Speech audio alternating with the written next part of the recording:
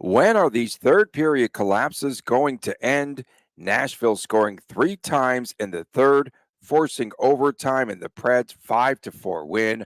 All the details coming up next. Can we call them the Golden Knights? On this edition of Locked On Golden Knights. Your Locked On Golden Knights, your daily podcast on the Vegas Golden Knights, part of the Locked On Podcast Network. Your team every day.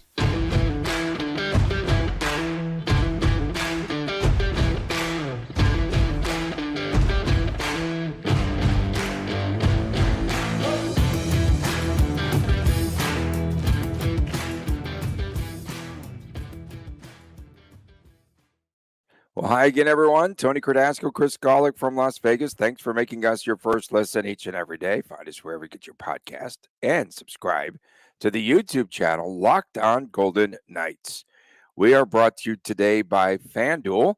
Make sure that you check out FanDuel. Go to FanDuel.com, and new customers right now get $200 in bonus bets if your first $5 bet wins.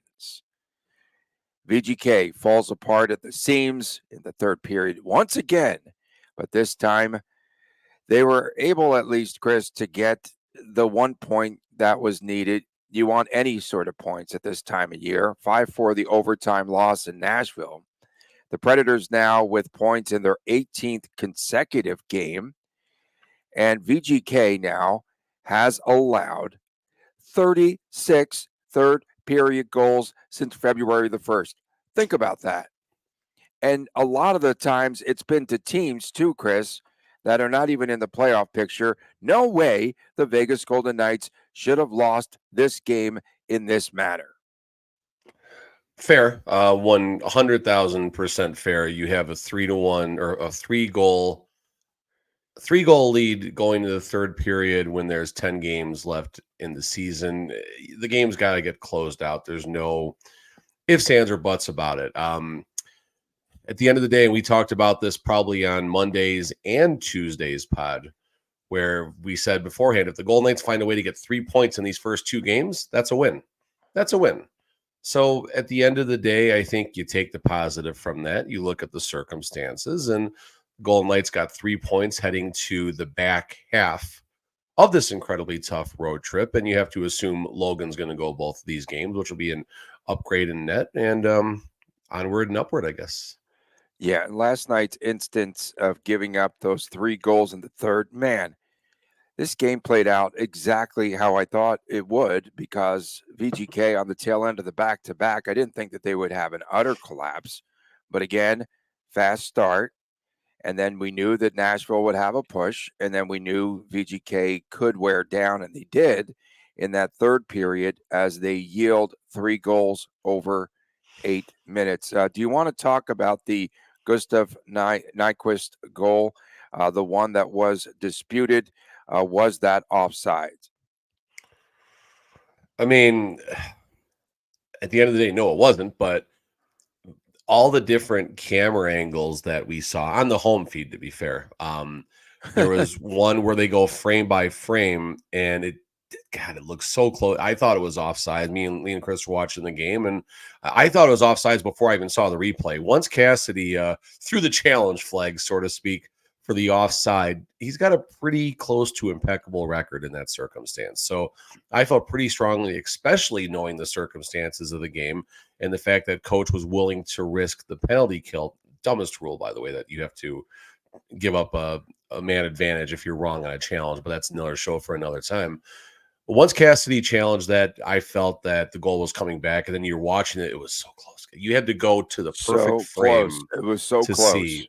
And there was one still shot that's going around, of course, in all the VGK different followers and fan bases and such on social, where it looks like you can see a gap of whites. Like, the rule is you have to be making contact with the ice to be onside. I guess that's a very easy way to explain it. And it looks like the left skate blade is making contact with the ice directly in front of the line. It looks like there's a gap. I mean, we're talking down to less than an inch if this is offsides or not. And I guess the only personal feeling I'll share about it is if they can get to the guitar solo in the song Let It Be, and they can't figure out if it's onside or offsides. Like, just good goal and move on. A review should never take that long, whether it's in favor or against the Golden Knights. That's just a very large buzzkill in that circumstance. If you gotta go that deep to figure it out, let the call on the ice stand. Let the humans make the decision that are on the ice and move on. Rockin' Cassidy definitely thought that it was offside. He said that his video guys upstairs, what have you, that they don't typically make the wrong call. So there's that. Roman Yossi with the goal in overtime. I didn't realize he had 14 shot attempts in that game last night. So they were getting some good looks. Were the Predators. Then again, you couple that with putting bodies in front, and again, Cassidy was upset that VGK didn't move anyone out of the crease. Yeah, I mean, going back to some of the goals, the fourth goal, the game tying goal, Patera is just simply beat clean right there. And there's a body there, but what's the defense doing here? Just kind of going through my notes here. And some that's going to get lost, at least when you're watching the game live. You're kind of shell shocked, right? You're not really breaking the game down. You're just kind of watching as a fan. And this morning I watched back all the different Nashville goals, and you start with the fourth line, Howden, Waugh, and Colasar. They got out-muscled and outworked on two of the goals last night. The first goal, and then Hutton and Whitecloud are in a weird position. Hanifin has a poor turnover that leads to the third goal, and then Howden, Waugh, and Colasar can't win their battles. Another play that I have here, let's see, Yuri was beaten on that one. I got that one on the penalty kill, but oh yeah, so Carlson wins the face-off, but Carlson can't clear the fronts. And then you have Hanifin and Haig just kind of coughing the puck up behind the net. And then the last goal, I think what's pretty just irking about it, and credit Yossi, first of all, great play driving to the net.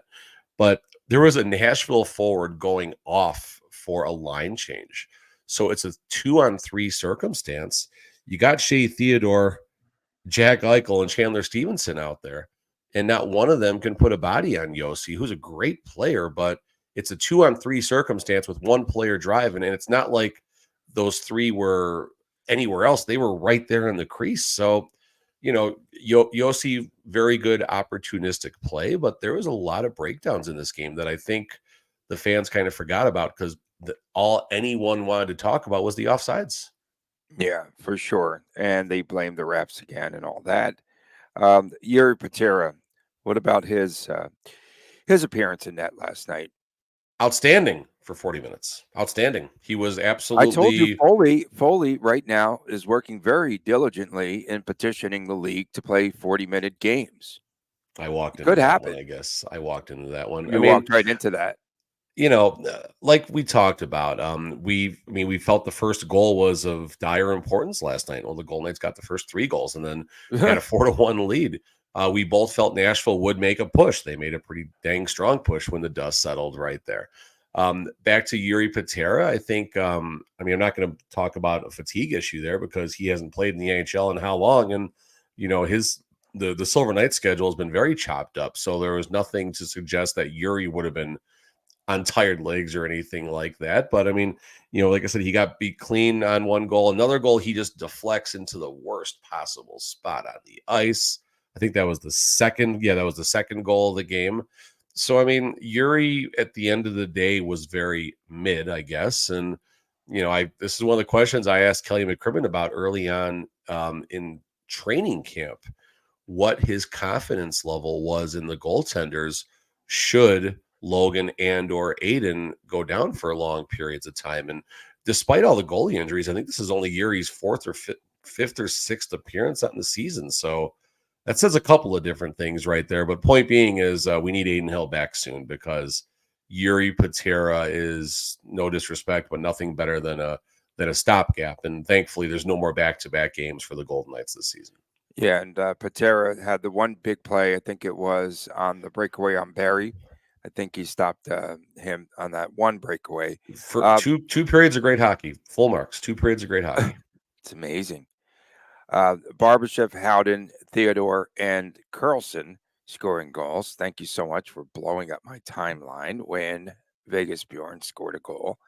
And I'm telling you, I have to do some research because I think when he scores a goal outside of an empty netter, I think this team loses more than it wins.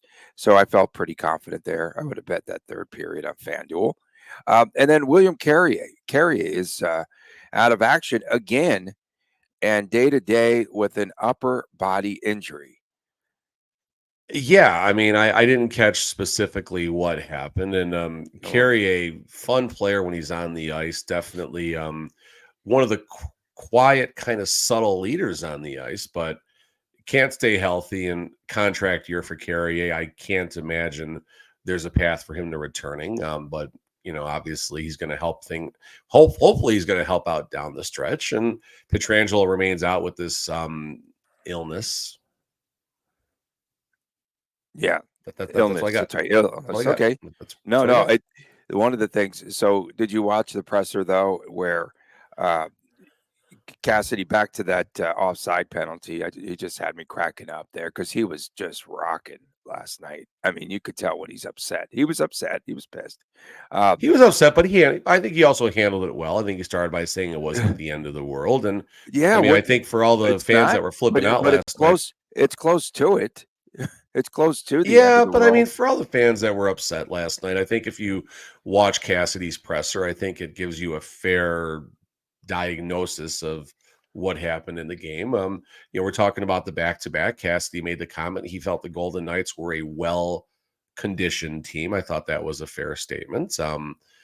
He broke down some of the situations with sticks and not in the right place and breakdowns and everything. Like, I mean, it's strange. This is something we've talked about a few different times. The Golden Knights are in a good spot right now as far as qualifying for the playoffs, but they're still in wild card 2, which is basically the 8th seed in the Western Conference. But no one, and I think starting in that locker room and Coach Cassidy and everyone around City National, doesn't look at this as an 8th place team. There's not the urgency of, we got that point. Yes, all right, we're that much closer to the playoffs. No, it's the aspirations are another Stanley Cup, and it's very bizarre to watch the It's very intriguing and concerning in the same time, the composure this team has, given the circumstances, not excuses, given the circumstances that are happening. And at the end of the day, it's going to help once the playoffs start, whether they're wild card 2 or Western Pacific Division 3.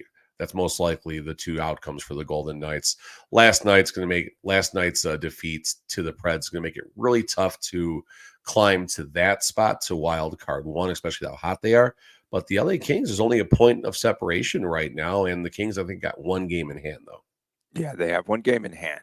Coming up next, what is to blame for the collapse, the most recent one?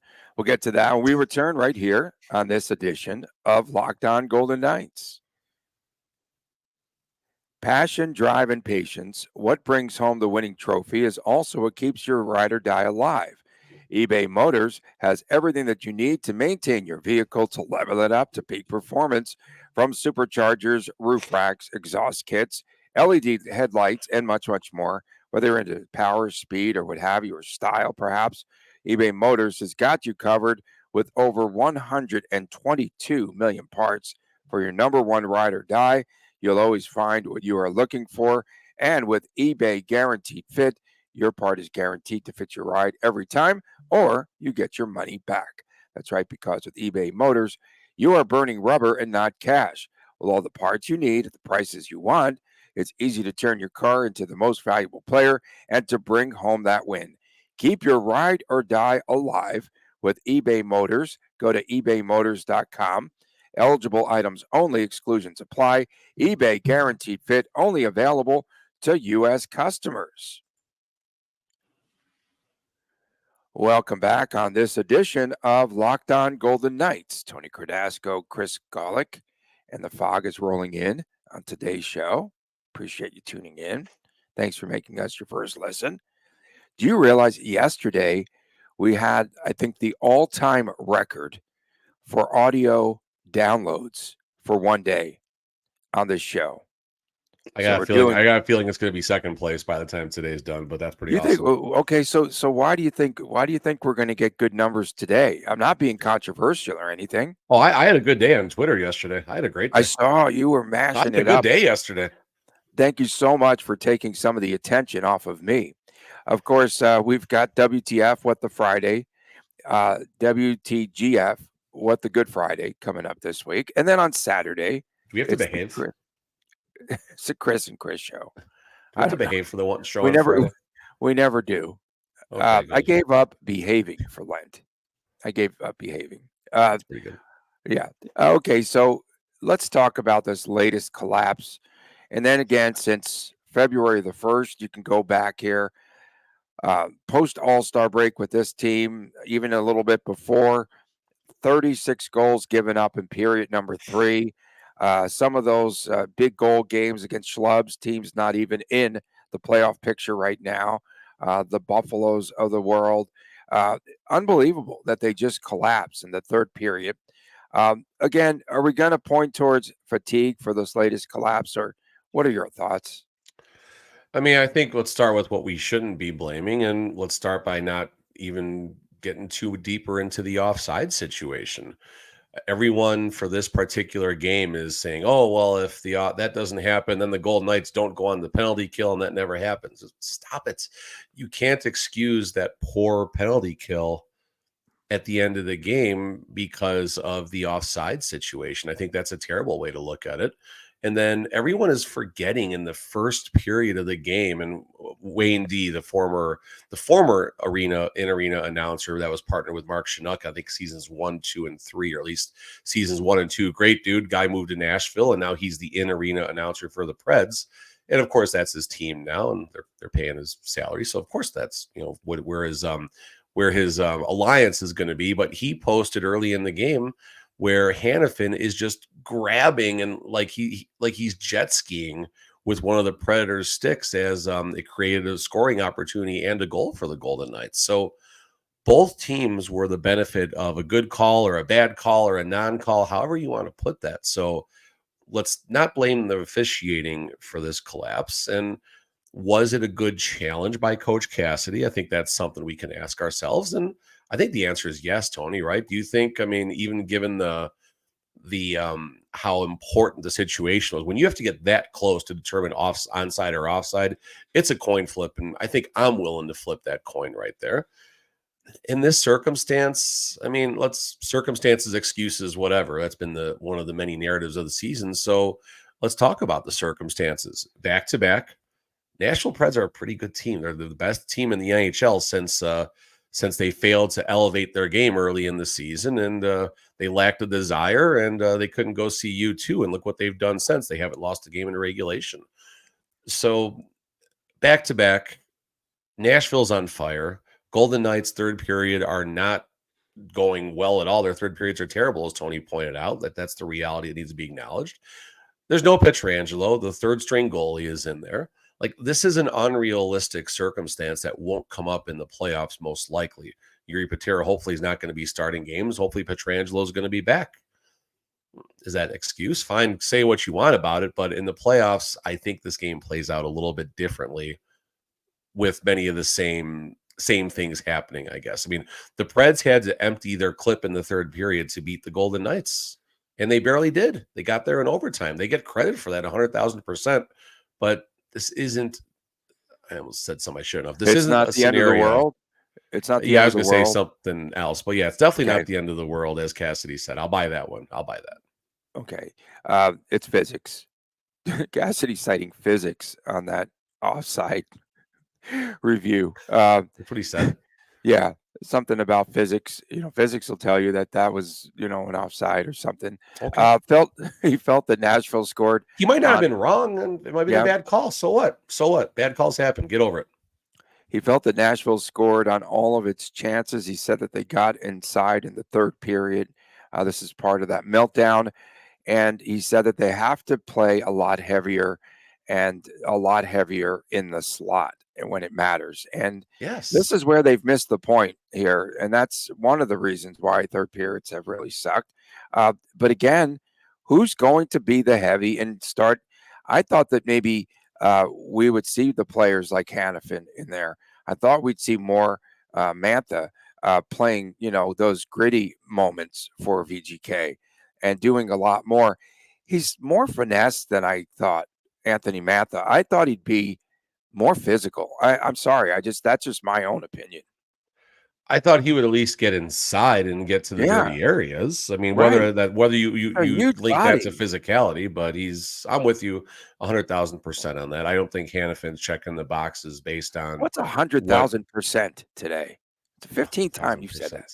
1,000%. I like 100,000%. that. I like that. Okay. I'm confident. I'm confident. I'm not 100%, I'm 1,000%. So Mantha, I think, is still looking for his spot on the team right now, and it's going to be tough to find.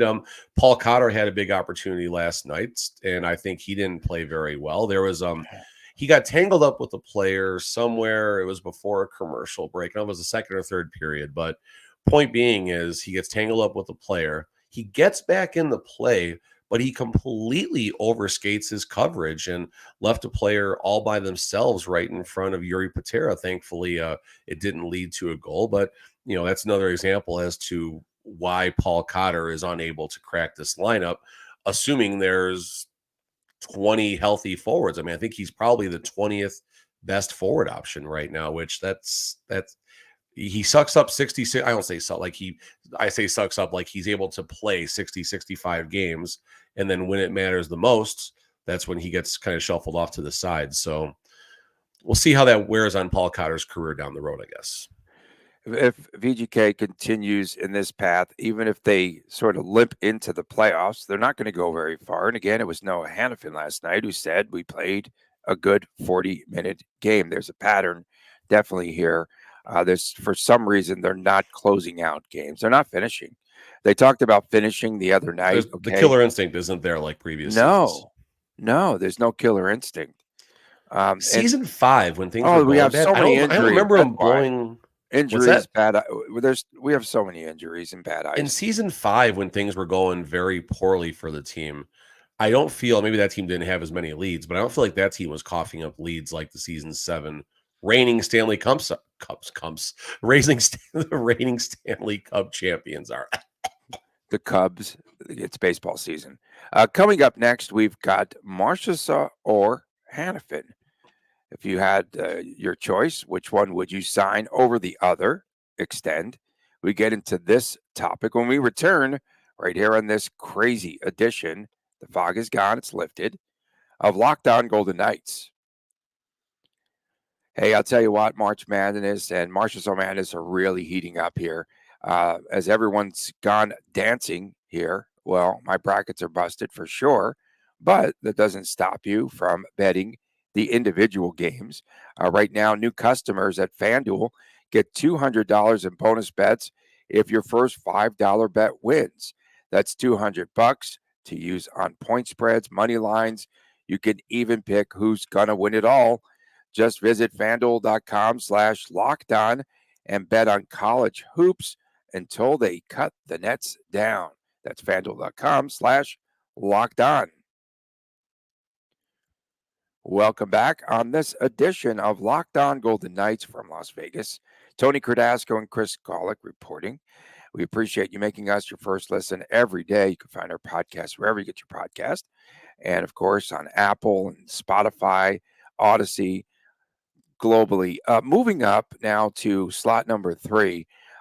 No longer do we have the appeal in Denmark of late, but the UK comes on very strong. Very strong. So cheerio to all of our good friends in the UK. Don't forget, after that, WTF on Friday, although we have sort of a variation on WTW today. And then, of course, on Saturday, the Chris and Chris show, the YouTube exclusive. Please subscribe there. Okay, you wanted to talk about Marchessault or Hanifin, and a lot of talks here about the extension of both players, although center stage now, Jonathan Marchessault, as he looks to eclipse the all-time single season record for VGK in goal scoring. He's got 39. The magic number now, of course, is 4 to tie and 5. You are so rooting for this to happen. You are so rooting for every this to day. happen. Marchessault Madness. I hope it ends. I hope it happens by the end of this month during Marchessault Madness. So, of course, Jonathan Marchessault still looking for that extension. And if you don't know by now, his agent is one Pat Brisson. of course, Brendan Brison's dad. Priso. And I tried Briseau, and I tried to read a story from the Journal de Montreal, but that was all in French when I was trying to research this. So I had to go and find some other resources. And then Brisson tells the Associated Press this week, sometimes the reason that you don't have a deal is because you're not there yet. He's talking about the growing production of Marchessault. He's not slowing down. And then Mick Eyebrows says, at this point of the season, we're working to help our club qualify for the playoffs. Our focus is on the ice. So there have been negotiations. I could even read between the lines in Journal de Montreal that they have had discussions here about an extension for Marshall. There's no stinking way he takes the hometown discount, though. I'm going to just chuck that out the window. He's too valuable. He's too valuable. We don't know what where his head's at. There's absolutely no way. My perspective on that, one of my many Twitter interactions yesterday that I had a few. I think the timing of the hometown discount has passed. I think if they had sat down July the 2nd, July the 5th, July the 12th, whatever, anytime basically from July until the start of the season, I think you get a little friendlier negotiation in the sense that Marchessault is looking ahead. I don't know if Marchessault had 40, 45 goals on his bingo card for the 23-24 season. I don't think anyone did. So I think just simply based off of his expected production, the friendly deal would have happened somewhere, just say from July 2nd, July 1st, when you can start negotiating with players and re-up them, so to speak, to December 31st, like anywhere in 2023, in the second half of 2023, I think a deal could have been struck that would have been more advantageous for the Golden Knights. If a deal gets struck now, between now and the start of free agency, the only benefactor is going to be the Vegas Golden Knights. Marchessault can go to, even if Marchessault waits this thing out until, let's just call it June the 27th or something like that, because free agency starts on July the 1st. July 1, yeah. People will be talking, about what his possible value is and such. It'll drive up his value locally. Now, the hometown discount comes in the form of possibly no state income tax. That's where Vegas has an edge over many of the different markets and such. So we'll see how that side of it plays out. The bigger question is if the Golden Knights can only keep one of the two, and I don't care what the value is, let's just assume fair market value, whatever fair market value is. If it's Hanifin or Marchessault, do you go with the 27-year-old defenseman with a very high ceiling, or do you go with the 33-year-old forward who is arguably at the peak of his career? Would you rather be 1 year ahead of a player's decline or 1 year behind of a player's decline? And James Neal is the example I keep on going back to. Well, I know it's not apples to apples. James Neal, Marchessault, they're very different players, but James Neal in that season with the Golden Knights, he was such a big part early on, especially 44 points. Then he takes that deal with the Flames just for like a $500,000 more per year, whatever. It was a small number. But he signs with the Flames. He regresses to 19 points. And then Edmonton, he has one okay season with 31 points. And then he just drops off the face of the earth after that. So I'm not saying Marchessault is going to do that, but I'll take Hanifin 10 out of 10 times if the decision is Marchessault or Hanifin for a contract at fair market value. Do you think someone is paying off Jack Eichel to take more shots down the stretch here to maybe ice the puck away from? It's not Pat Brisson. That's bad. Okay, the player that's going to have to go then in all of this, in this conversation, is Chandler Stevenson. He's done. Yeah, he's done. Because they could take that money there and apply it to one or both of those two players. Plus, of course, the increase in the salary cap. Plus, cook the books. I think you could sign them both. A question that was asked is, how do you replace Marchessault, and how do you get that? Like, is it easier to find another Noah Hanifin or another able-bodied defenseman? And the answer is possibly. Can you replace Marchessault dollar for dollar? No, of course not. I mean, he is the heart and soul of the team right now. Let's be clear about this. He's the leader. He's the one that's doing that especially kept this team even in the playoff picture for the last, since basically for the entire season, call it what it is. But in the same breath, you do have other players who can chip in, starting with Hertl, right? I mean, you don't make that. There's a long-term plan for Hertl, whether it's replacing Marchessault or whatever it might be. That's number one. You look at a player like Brendan Brisson, who does have the ability to become a lethal goal scorer at the NHL level. Pavel Dorofeev, I think that also is another player who can suck up 25 to 28 of Marchessault's goals that are left behind. And then there's obviously going to be other free agents and other players that can come into the picture that could replace the 33-year-old. And I'll say it again, a team needs to be on the earlier side of a player's decline versus the later side. Marchessault is going to want to get paid based off being a 43, 44, 45 goal scorer in a season. And he's going to want to get, a little extra for what he's done for this team for the last 7 seasons. Kelly McCrimmon is going to want to pay him for the player he's about to become. And somewhere in the middle is the right number. Are the Golden Knights willing to get to that number is the bigger question. And I think the answer is no. They would have done it already. I see where this is headed. So you're saying Pat Brisson, right, does not sign a deal. Marchessault signs elsewhere, so Brendan Brisson could get some minutes, more minutes. There you go. Exactly. Is it internal family cooking the books? Coming up on tomorrow's show, I don't know where we're going. There's a game tomorrow. Is there a game? That's Winnipeg, right? Winnipeg Jets. Winnipeg Jets. Yeah. Okay. We'll preview that game. We'll talk about tomorrow night's third period collapse and our keys. Of course, we could always throw that in there. We appreciate everyone. Wait, we're going to talk about tomorrow night's third period collapse before the game starts? I talked about it yesterday for today's show. That's a layup. He's not wrong, folks.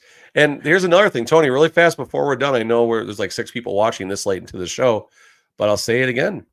Tony had been banging the drum long before the trade deadline about VGK bringing in an experienced third goaltender. Last summer. Long time ago. For my man, Chris Golick, I'm Tony Cardasco. We appreciate you tuning in, especially our everydayers. Don't forget WTF Friday and Saturday, the Chris and Chris Show. We'll see you tomorrow right here on Locked On Golden Knights. Take care.